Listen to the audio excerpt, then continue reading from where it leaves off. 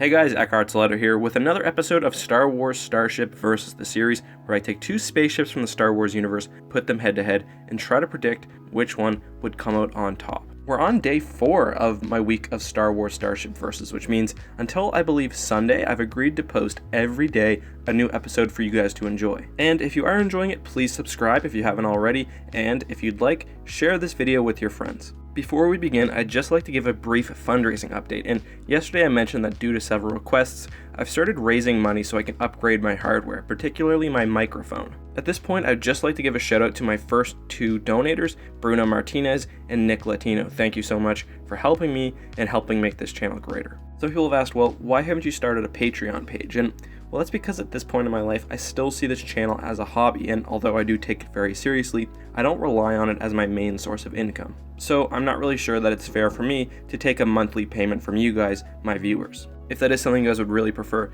let me know down in the comments and I will start one, but I think right now it would be easier on you and fairer for me if we just did a GoFundMe page. But again, I'm open to other suggestions. Alright, so with all that self-serving crap out of the way, let's go right into today's matchup. And I want to give a big thank you to Thepic and Omesis, and I'm sure I pronounced that completely incorrectly, for suggesting this matchup. It's the Allegiance Star Destroyer and the MC90 Mon Calamari Cruiser. So a bit of background on these two ships before I get into it. The Allegiance class battle cruiser, or as I'll probably be calling it for simplicity's sake, the Allegiance class Star Destroyer, was a heavy Star Destroyer variant used by the Galactic Empire. At over 2,200 meters in length, it was over a half a kilometer longer than the standard Imperial II Star Destroyer. Other than that, they were very similar, especially in appearance. Also, I should mention, of course, that the Allegiance first appeared in the Dark Empire series of comics, which, as you guys know, is one of my favorites.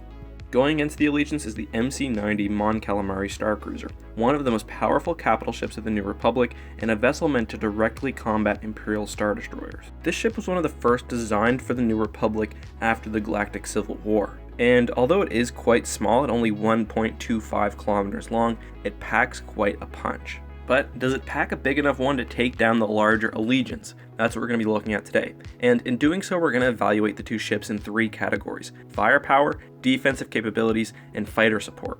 However, as I always say, this isn't a race to see who can win more categories. We're looking at these two ships overall, and we're also going to be looking at intangibles. Other than that, the only thing that you guys should know going in is that I'm assuming these two ships are piloted and captained by equally competent persons. Also, we're going off the standard version of these ships. No special modifications, no advanced experimental starfighters, nothing like that, and neither of them have any sort of backup. Alright, so let's start with offensive capabilities, and we'll look first at the Allegiant class battlecruiser. The Allegiance has heavy, dedicated, anti-capital ship weapons, and the very first thing that I noticed when looking at this Star Destroyer are the 6 heavy turbolaser batteries on each side of the ship. These are very likely octuple turbolaser batteries, which are extremely devastating weapons. The ship has similar batteries on its axis, which is a fairly unique design for Star Destroyers. Although I do think that this is a bit wasted, and it kind of goes against the Star Destroyer's main principle of focusing firepower through the wedge. These 3 turrets on each side of the ship do not have a full view of the battlefield, and their range is actually blocked by the ship itself. Other than that, we see 3 main gun batteries going down the middle of the ship. Now, those are all of the officially mentioned weapons for the Allegiance, but I do find it quite surprising that a ship of this size would not have a dedicated anti-starfighter point defense system. Especially where, as I'll get to in a second, the ship does not have a hangar, so presumably it would have more energy to project weaponry. Also, when you zoom in on fractalsponge's image, you can see that there are clearly weapon emplacements other than the ones I just mentioned, and they're much smaller, which suggests to me that they may be laser cannons. Since these aren't official numbers, I'm going to go a bit conservative and say that they have about 30 laser cannons, and that's based just off a quick count. Say about 20 guns, some on the surface, some on the towers. Alright, so time for the Mon Calamari's MC90 Star Cruiser, and as I said, despite this ship's small size, it is pretty well armed. The MC90's main weapons are 75 turbolaser batteries. These are great anti-ship weapons, especially when combined with 30 ion cannon batteries. This allows the Mon Calamari ship to pretty effectively take down an opponent's shield and then hit away at its hull. Further helping their cause is 6 proton torpedo launchers spread throughout the ship. Who wins this category though? I think I have to give it to the Imperial's Allegiance class battlecruiser. Those 12 gun batteries are just absolutely devastating, and dwarf even the power of an Imperial II class cruiser. That's saying nothing for the kind of unique axial gun batteries and the 3 guns on the front of the ship. Along with that, I think the 30 laser cannons will be important and add some versatility. However, this one is a close one in my mind, because although the Mon Calamari ship is extremely small, its 30 ion cannon batteries and 75 turbo laser batteries are able to do some serious damage. And I know what some of you are wondering, how does a ship that has 75 batteries lose out to one in this category that has only 12? Well, for one, I doubt that the design on the Mon Calamari batteries are the same as the one on the Imperial ships. Imperial gun batteries typically have many turrets on them, while the Mon Calamari ship probably only has 1 or perhaps 2 turret per battery. Also, because of the efficient, at least from a weapons perspective, Imperial wedge-shaped design, most of the guns on the Allegiance will be able to fire on the MC90 at once. However, many of the guns on the MC90 will likely be blocked by the ship's superstructure and not able to fire at all times. It's more probably designed for broadside attacks. Alright, so let's now talk about defensive capabilities, and this one is always kind of hard to determine, but this matchup particularly has some interesting quirks to it.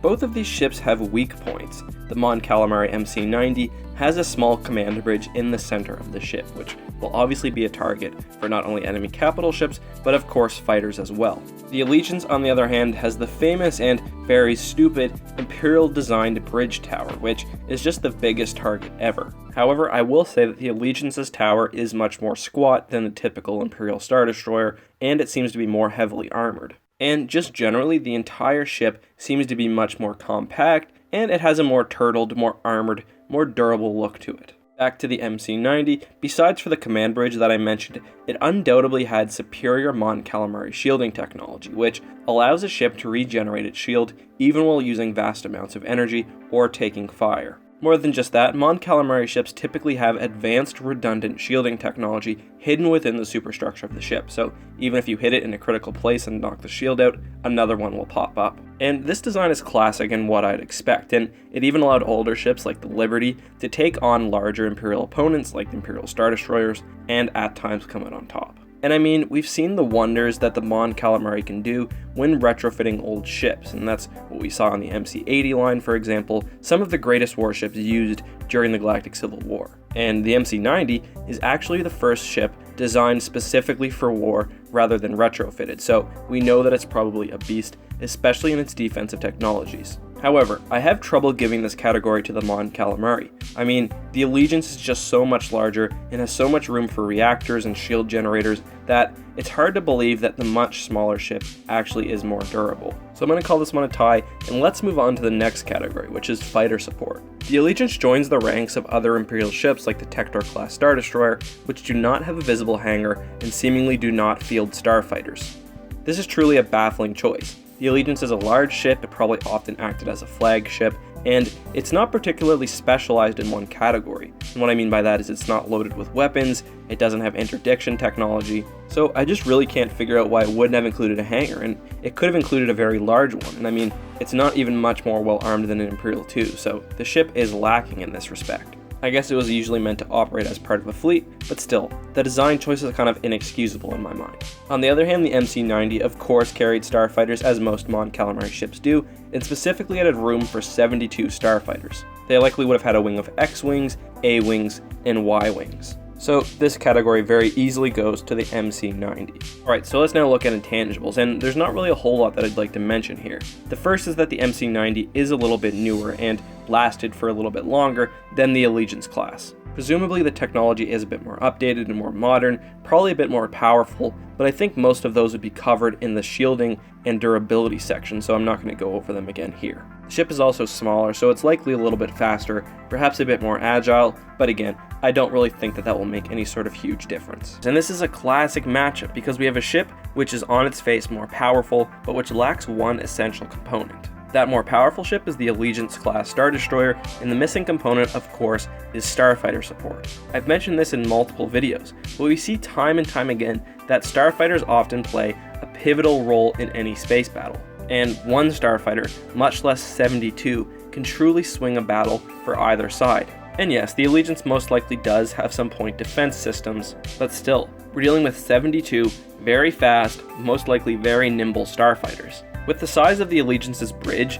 and the fact that it's an obvious target, a single squad of X-Wings with the proper weapons could do a ton of damage. That's saying nothing for what B-Wings or Y-Wings could do. And again, the laser turrets will help, but some fighters will get through and they will do a ton of damage. While this is all going on, the MC90 and the Allegiance will be battling it out from afar with their anti-capital ship weapons. Both of these ships are pretty sturdy, so I think this battle will go on for a while. If it was given enough time, the Allegiance would eventually come out on top. Its weapons are more powerful, and I think its shielding and hull are probably about equal strength. The MC90's ion cannons and its proton torpedoes will help it along the way, but it just comes down to the fact that the Allegiance's weapon batteries are so numerous and so powerful. But again, that's what I'm saying would happen if this was a prolonged battle and the two cruisers were slugging it out. Remember, we have those starfighters in there not only doing damage, but probably drawing some turbo laser fire. And not only will they be destroying the ship themselves, but those starfighters can very easily go in there,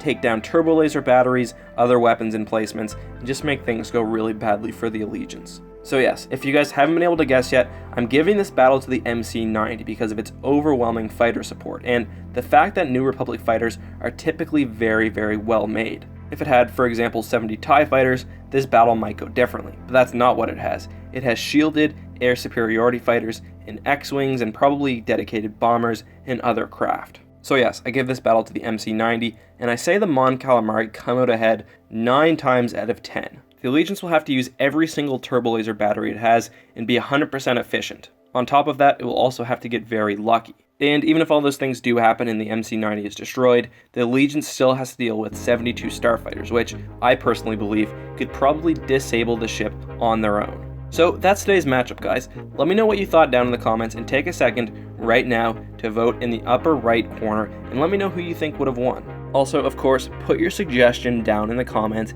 and if you see one that you like, make sure to give it a like and a supporting comment because again, that's how I see them, and the top rated comments usually come from the people that are there first and that have lots of support behind them. Also, finally, if you made it this far, let me know by answering the following question. Let's pretend the Mon Calamari, instead of working for the Rebellion, sided with the Empire, and they just designed the newest Imperial Star Destroyer. What would it look like, what would its function be, and what would it be named? Anyways guys, thank you so much for watching. If you want to get further involved in the community, you have a few options. You can follow me on Twitter, see my ramblings and my inner thoughts, as well as being notified for the latest videos. You can also join the Discord, which is totally ridiculous, super crazy, but a whole lot of fun. And there's over 130 of us there talking Star Wars basically 24/7. Finally, if you want to help me improve the channel, you can donate on my GoFundMe page. But all of that is up to you. I'll be here making videos regardless. And if you do want to do one of those things, you can find the links down in the description. But until next time, guys, as always, may the Force be with you. Hey guys, just finished recording and got a new donation, and I wanted to say thank you. Dorian Kogelgruber, thank you so much for donating to help out the channel. I'll be sure to mention your name at the beginning of tomorrow's video. Again, thank you so much. I really, really appreciate it.